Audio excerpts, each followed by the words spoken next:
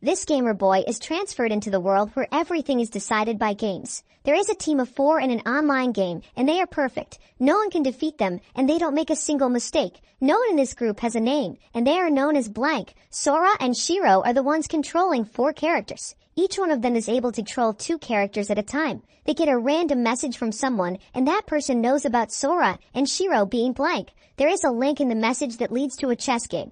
Shiro is really good at chess. She defeated the program that was better than Grandmaster 20 times in a row. The guy playing chess with her plays a bit differently and is making unpredictable moves. Shiro becomes confused, and Sora helps her out. After an intense game of chess, the siblings manage to get the victory. They get a message asking if they are satisfied with the world they live in. Shiro replies by saying, "This world doesn't have a clear goal or a set of rules. People are making random moves and don't know what they are doing. On top of that, so many things are restricted in this world." Shiro thinks the world they live in is the wrong world for them. They get another message saying there is another world with a fixed set of rules and a clear goal. Shiro becomes eager to experience this life, and something weird happens. They are confronted by a guy named Tet, who takes them to a new world, Disboard. In this world, everything is decided by games, and there are some rules to follow. Everything will be decided by games. The challenge guy gets to make the rules of the game. Rule breakers will immediately lose if caught. Murdering people is not allowed. 2 people should bet something with equal value as a prize for the winner, and so on. They find themselves in a place called Elkia. We see a game of poker between Stephanie Dola and Kuramitsu. This is a poker game to determine the next king. The previous king wants the next king to be the world's best gambler. Because of that, Stephanie cannot be the ruler, even though she is the previous king's granddaughter. Sora challenges a lady for a pouch of gold. If she wins, she can do whatever she wants with them. The lady accepts, and Sora wins by cheating. The rule said that rule breaker will lose when caught. If they can cheat without being caught, it's fine. Sora gets a room for him and Shiro for 4 nights. They notice that Karami is cheating and inform Stephanie secretly. They go to their room and talk about his fantasy world. Sora is enjoying this world and is prepared for the challenge that awaits him. Stephanie meets Shiro and Sora. She blames them for her loss, saying she could have won if she knew how Karami cheated. Sora badmouths her and her grandfather to make her mad. He tells her that she isn't good enough and she deserved to lose. This makes her even more mad, and she scolds them even more. Sora suggests that they play a game of rock, paper, scissors with a special rule. Sora can only pick paper. If Sora wins with anything except for paper, the game is going to be a draw. If he loses, he will tell her how Karami cheated, and Stephanie can command him to kill himself. But if he wins, Stephanie should do as he says. If they tie, Sora will give her a hint of how Karami cheated, and she can do a little favor for him. Stephanie thinks for a while, and goes with scissors, and Sora goes with rock. The game is a draw. And as a favor, Sora asks Stephanie to fall in love with him. With Stephanie in love with him, he can have her inherited money and a permanent place to live in. Stephanie didn't want to, but she is forced to accept whatever request Sora makes. Shiro congratulates Sora for finally getting a girlfriend, but she feels betrayed at the same time. Sora once said that he doesn't need anyone except her. He has a girlfriend now. These 2 are overly dramatic, but they love each other as well. We see all 3 of them in the Elkia palace. Stephanie gives Shiro a bath, and Shiro tells her that they came from another world. Stephanie believes them as she heard about summoning magic being real. Later, we see the 3 of them on a balcony, and Stephanie explains about this world in detail. So, this world has 16 different races, and they are ranked according to their magical powers. Some of them are elves, old deuce, and so on. Humanity is the race that Stephanie and the people of Elkia belong to, but this race cannot use magic at all. Stephanie's grandfather wanted to portray humanity as the strongest race even though they couldn't use magic. Humanity was on the verge of extinction, and Stephanie's grandpa had to wager the race and gamble. Unfortunately, he lost because humanity couldn't use or detect the use of magic. All Stephanie wants to do is protect Elkia and humanity. Sora is impressed that Stephanie wants to protect her kingdom, but he tells her it is impossible. Karami comes to the palace to claim the throne. She reminds Stephanie how she lost and talks rudely. Sora arrives there and sends her off. He decides to challenge her and be the king of Elkia. Sora rushes to the castle and challenges her for the throne just in time. She accepts his challenge. Sora tells everyone that Karami, being an humanity, is taking help from an elf. He points out her elf friend in public, and Karami defends herself, saying Sora is falsely accusing her of cheating. The elf leaves the place, and they set rules for their battle. Sora challenged her so she could make the rules. Since she lost her partner and cannot cheat anymore, she decides not to play poker. She tells him that she will decide on a game and tell him later. Meanwhile, Stephanie was really surprised to know that Karami was taking help from an elf. Only people belonging to humanity could be the king of Elkia, but other races want to rule on it. Sora thinks Kurami is being used by the elves to take control over humanity. Meanwhile, Kurami thinks Stephanie got help from another race to protect her country.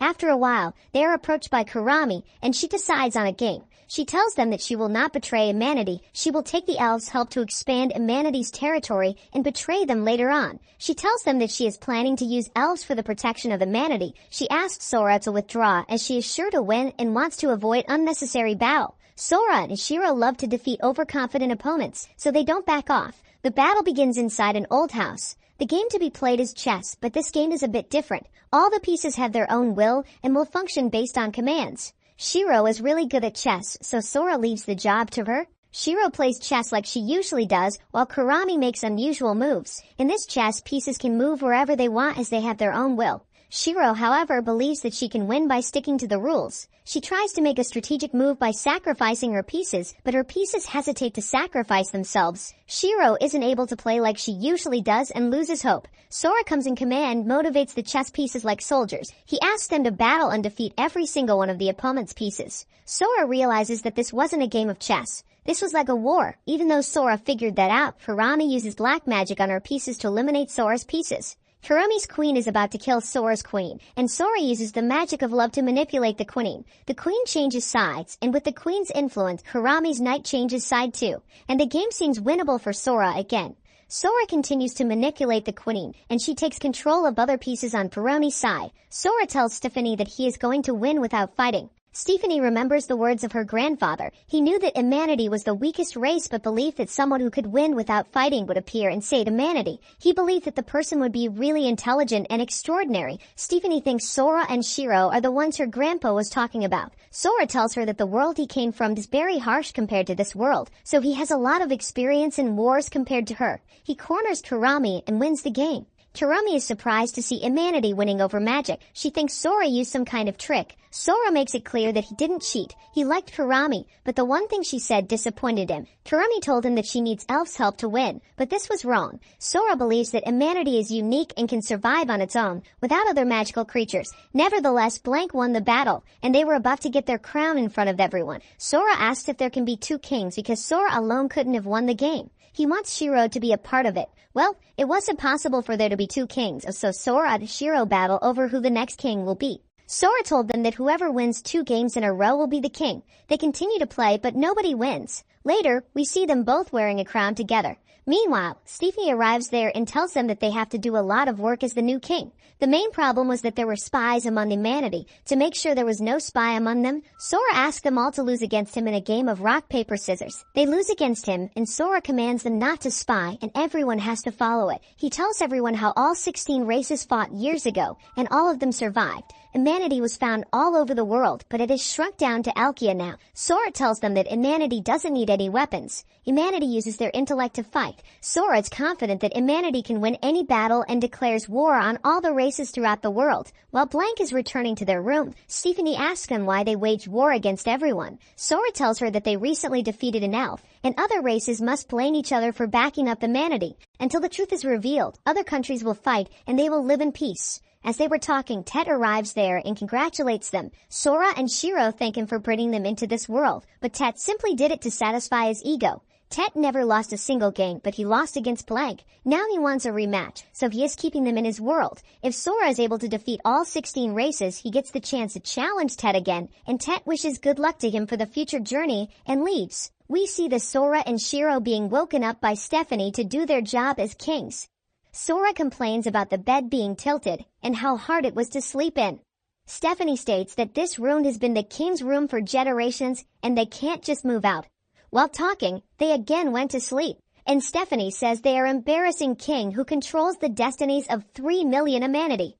Sora doesn't care about being embarrassing and announces that Blank will never do any work, neither in their old world nor in any other.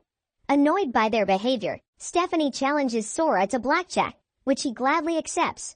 She bets that if she wins, he will have to be a decent person. But our protagonist thinks being fulfilled is far better than being decent and is even ready to lose. His sister steps in and states that Blank is not allowed to lose. The game begins. She is surprised by seeing the siblings uninterested. She uses her trick, which she has been learning secretly. She wins the first round and thinks she can easily win against him. The last round arrives, and she gives him his cards without even looking at it. He says stand. She is shocked, thinking he had already given up. She states the game is over by looking at her cards. Unbeknownst to her, our protagonists have a king and ace. She is shocked to see the potential of humanity and feels humiliated. Since they won the game, they make Stephanie wear a dog costume for one day and ask her to give them a tour of the town. Sora realizes Stephanie looks like a war beast and checks about them, finding out their territory is one of the 3 largest nations. Moreover, they possess superior senses and physical abilities, as well as a 6th sense that allows them to read minds. Sora wants to conquer the territory just to get beautiful girls with animal ears. The 2 siblings forget Stephanie and head somewhere quiet. Soon Stephanie angrily arrives and challenges Sora to a game. She again bets that he has to be a fulfilled person. This time her challenge is accepted by Shiro. They have to guess whether the next person who passes that alley is male or female. She once again loses, and Shiro takes her clothes one by one. She complains after losing a lot of games in a row. Sora explains that there are no such things as luck in this world. The winner of the game is decided before the beginning of the game. He also states that he had read every book in the library to get more information so they could invade the Animal Girl Kingdom. But he found none. Stephanie is shocked that he has been looking for information about this world since the beginning.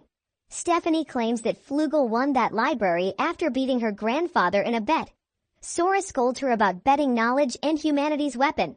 Now they went to challenge the Flugel who had created a frontline weapon to kill gods during ancient times. Stephanie asks Sora if he is really going to challenge that monster. Sora replied, the only way to save this place is to defeat that monster. The group enters the library and meets a beautiful lady named Jibril. Sora tells her that he wants the library. Jibril says they have to win her in a game to get that library, and Sora agrees. Since slaying is forbidden, Jibril values knowledge above anything else and claims books containing knowledge are as valuable as one's life. She asks what Sora is going to bet with her. Sora decides to bet more than 40,000 books from another world, which makes Jibril overjoyed. She investigates them and finds no spirits in their body, and she finally believes they are from another world. She bets everything in this game herself. They play Materialization Shiratori. The rules are simple. Just like normal Shiratori, use a word that's already been used or fail to answer for 30 seconds, you lose. You can use words from any language, but fictional things that actually don't exist won't count. And while playing Materialization Shiratori, if they said something that's here, it will disappear, and if it's not here, it will appear. And when the game ends, everything will be normal. The siblings decide to play together like they always do. Jibril lets Sora go first. He says, hydrogen bomb, and a big explosion happens in that room. Luckily, she protected everyone with her magical power. Now Sora says the spirit circuit, which limits her physical abilities and prevents her from flying. Jibril says the stallion, which summons a big dog. And she wants to make it more interesting, so she says beach, which summons a beach. This game continues, and they summon monsters, animals, foods, and other stuff. At siblings' turn, both siblings run and take a high jump, and they both say lithosphere, which makes the Earth's surface disappear, and Jibril falls into the Earth's core. Sora reveals that he had removed all other parts of the Earth except the Earth's core. Jibril realizes he took her magic ability, so she couldn't know what he is talking about. But she doesn't give up yet and says sun, which makes the sun disappear, and Sora says oxygen, due to which she couldn't breathe. Jibril says air, thinking that she could be able to breathe. Sora states Jibril doesn't know atomic theory just as he expected. She brought the oxygen back by saying the word air, but she made other gases disappear. All that's here is oxygen, a deadly poison at a far lower pressure than your own body can absorb on its own. Jibril says it's no different for you, but she is shocked when she sees them doing circular breathing. Now, Sora says the word atmosphere. Jibril tries to talk, but she couldn't due to the lack of atmosphere. She writes something on paper and passes it to Sora, thinking that she has won, but Sora takes out a paper in which Kalam's force was written. Then he reveals when Kalam's force vanishes, all that is left is the nuclear force that draws atoms together, which is capable of destroying stars dozens of light years away. and it has a temperature of 50 billion degrees Celsius. Jibril realizes the first explosion was simply to see if he could use words his opponent didn't know. Now she acknowledges that humanity is a terrifying race. The game ends, and everything comes back to normal. In accordance with the pledges, everything that she owns now belongs to Sora, and she also accepts him as her master. After some time, Stephanie is surprised to see the new kitchen prepared by Jibril for her masters. Jibril delivers a message to Stephanie sent by her masters to prepare whatever she likes. The scene shifts, and we see Kurami with her elf friend. The elf explains to her that the new King Sora had defeated Fugal and made her their slave. After that, we see Sora and Shiro asking for information on war beasts from Jibril. Jibril says that many years ago, various clans of war beasts were in a state of civil war due to their physical differences. One day, an individual known as the Shrine Priestess ended the war and united many clans, creating a massive empire called the Eastern Federation, which is now the third largest country in the world. Jibril further reveals that she can't help him in this war because she had already been defeated once by them. The scene shifts again, and we see Kurami and her elf friend talking. Kurani assumes that humanity is being helped by war beasts because Sora and Shiro defeated her and Fugal. In the past 10 years, the Eastern Federation has been challenged by only one country, and Shiro wonders who. Jibril reveals that Elkia was the country which challenged them.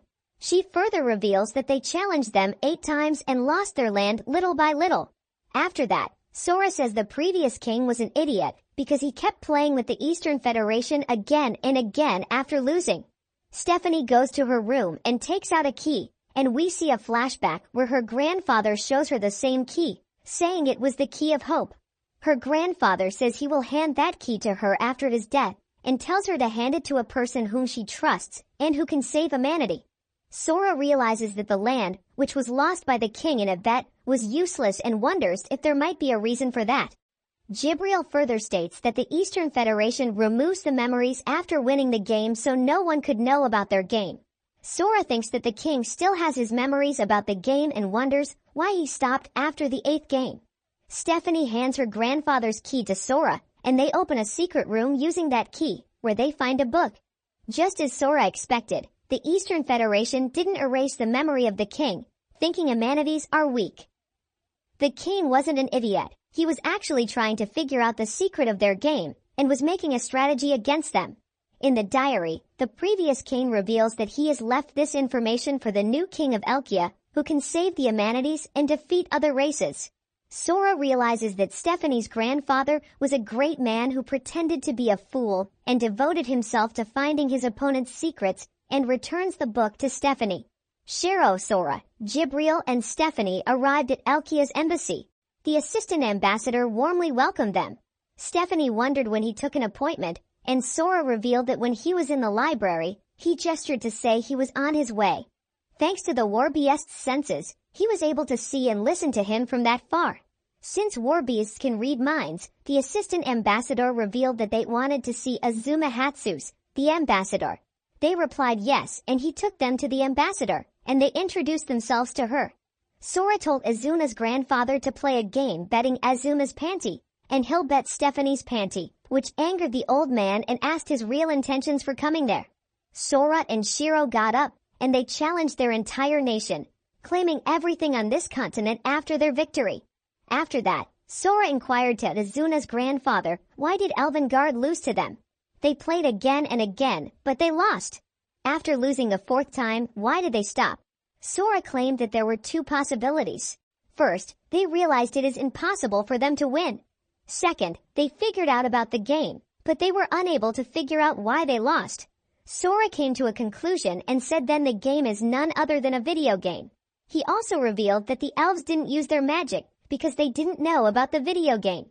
While playing the video game, the master could use cheat, but his opponent wouldn't be able to find out about that, and they would never win.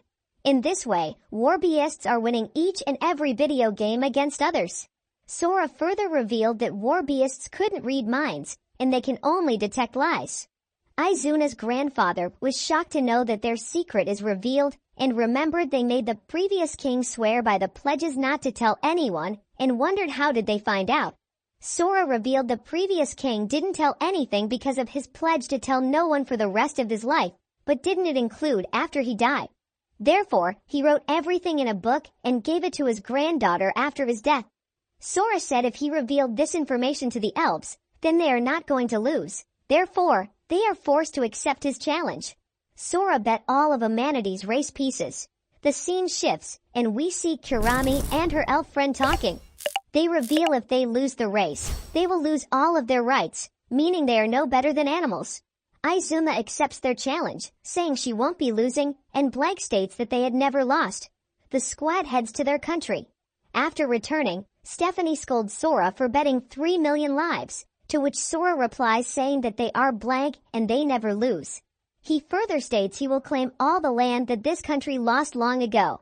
People are upset and furious at Sora for using them all in a bet. Sora reveals he doesn't care about them because he knows he's going to win anyway.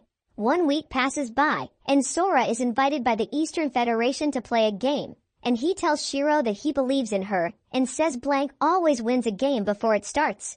After that, he leaves to play a game with the Eastern Federation, leaving Shiro behind. We see that a girl was sent to an orphanage before she was 1 year old due to her high intelligence.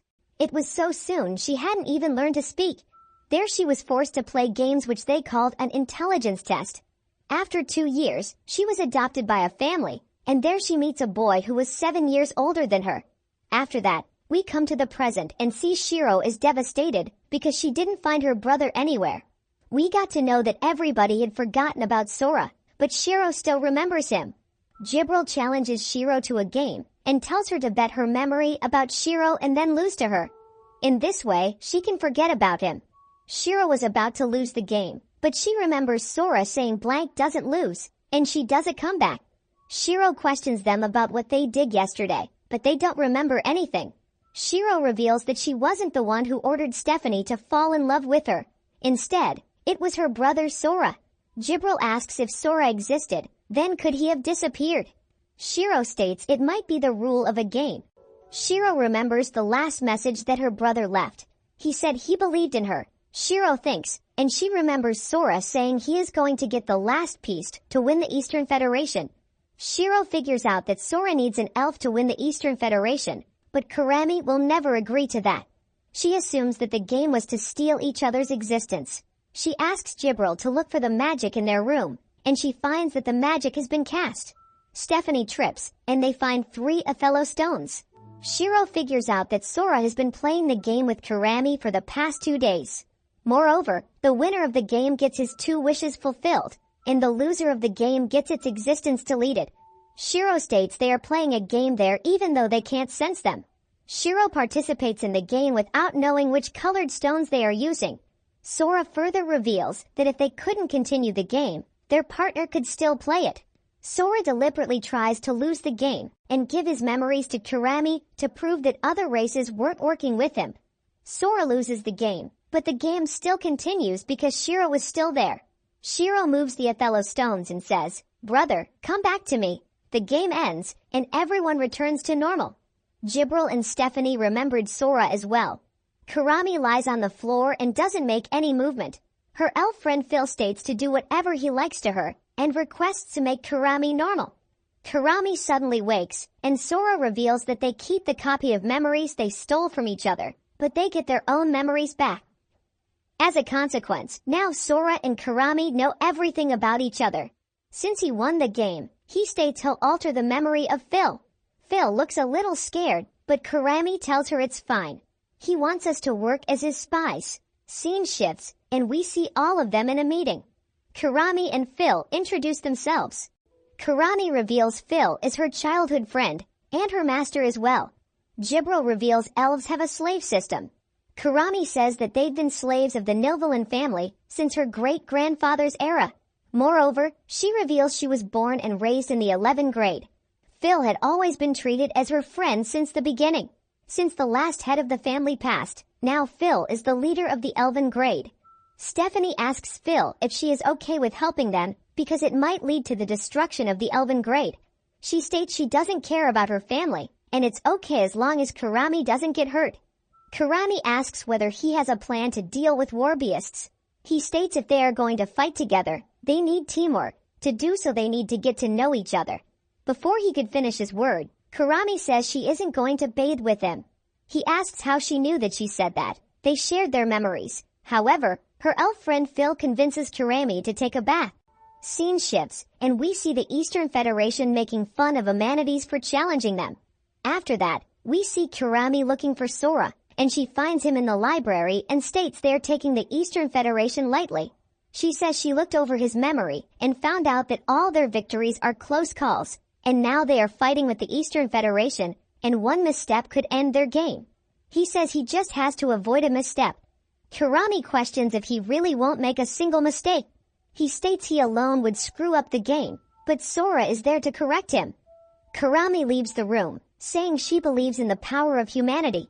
Next morning, they leave the castle in the carriage. Outside the castle, people are mad at him for betting their lives. They reach Izuna's place, and they are told to wait until the game begins. Sora tells Stephanie that there is still one demand from their previous game, and tells her he will put her in a spell, and he orders Jibril to cast a magic so that the Eastern Federation couldn't hear their voice. They all sit in a chair, and the Eastern Federation bets everything it owns in the Lucia continent, and the Kingdom of Elkia bets on their rare piece. This will be conducted with 5 players, 1 versus 4. Sora, Shiro, Jibril, and Stephanie are on the same team, whereas the King of the Eastern Federation, Izuna, plays alone. The game begins, and we see that Izuna's grandfather had sensed the presence of Kurami and Phil. Kurami states since they are watching, they can't use cheats at all. Izuna's grandpa realizes that he is sharing information with elves, and he states they can't win war beasts in this game. They reach the virtual city of the game, and we see Sora and Shiro devastated because it's their city of the previous world, Tokyo. Shiro apologizes and says Amanity is gone, and states he can't do anything there, and tells them to handle themselves. The old man appears on the screen and explains that it is a virtual world. Sora regains his senses and tells Shiro that it's not their real world, it's fictional. Sora and Shiro stand up and state they are ready. The old man explains the rules to them. They must shoot NPCs with the gun who chase them, and whoever they shoot will fall in love, give them their love power, and then disappear. The ammo fired from the love gun is their love. If Izuna shoots one of them, they will turn into her love slave. The game finally begins, and Sora states that firing the love gun depletes their love power. Defeating the NPCs restores their power, and if NPCs touch them, they'll deplete their love power. If it runs out, NPCs will stop approaching them, and they'll run out of energy to fire their love gun. We also learn that shooting the cloth makes it disappear. After that, we see Izuna hears footsteps and using her gifted ability, she figures out that it is Shiro. She fires multiple shots, saying you are mine, but she misses every shot. Izuna is shocked to see that, and Sora explains that in the game called FPS, where the best shooters from the world gather, Shiro holds every record. He further states that she has terrifying calculations which can't be outsmarted. Izuna runs and jumps out of the building. During her freefall, Jibril flies by and tries to shoot her, but she shoots her instead. Sora shoots Jibril, making her join his team, and he also shoots Izuna, but she blocks it using her clothes. Kurami and Phil are impressed by the shooting skills of Shiro and Izuna. Sora states that he is sure they are cheating, and it's not their sixth sense. We see that the old man is giving the location to Izuna. She rushes to their hideout and attacks them, but fortunately, they manage to escape. We see Shiro doing calculations, and she says to Sora that it's his turn. Out of the blue, Izuna arrives and tries to shoot Sora, but Shiro takes the shot. She attacks Sora, but Jibril takes him away. Jibril states that they can't win, but Sora says Shiro joining the enemy side might be her plan. Sora orders Jibril to fight Izuna so he could buy some time. Shiro is chased by Shino, and he runs to the rooftop. Shino fires a shot at him, but he dodges and jumps from the building with her, and Sora pretends to shoot Shino. Izuna also jumps from the building and tries to shoot them, but Shino shoots her instead, and Sora reveals that Shino didn't get hit by Izuna. Her panties saved her, and she only pretended to be on their side. However, Izuna dodges the shot, and they exchange shots for a moment, and Izuna transforms into her warbeast form. We get to know that only a few war beasts possess that blood destruction which overcomes their physical limits. Shiro stated that she can't predict her movements. The scene shifts to the old man, and he states that there is a huge difference between their strengths, and the game is over. Sora runs towards Izuna saying he can dodge her attack. She fired at him, and he cancelled her shot with his own, but he didn't know she fired 2 shots in a row. The bullet hit Sora and Shiro, and they fell to the ground, and everybody thought that the Eastern Federation won the game. Izuna comes to her normal form and starts to enjoy her victory, but she got shot by Stephanie, and she falls to the ground. Shiro and Sora woke up and stated that Shiro had fired the shot towards Stephanie, and she wasn't aiming at them. They had also predicted the movement of the NPC, and they don't make noise while walking. Since Stephanie was unconscious, they didn't sense her desire to attack them.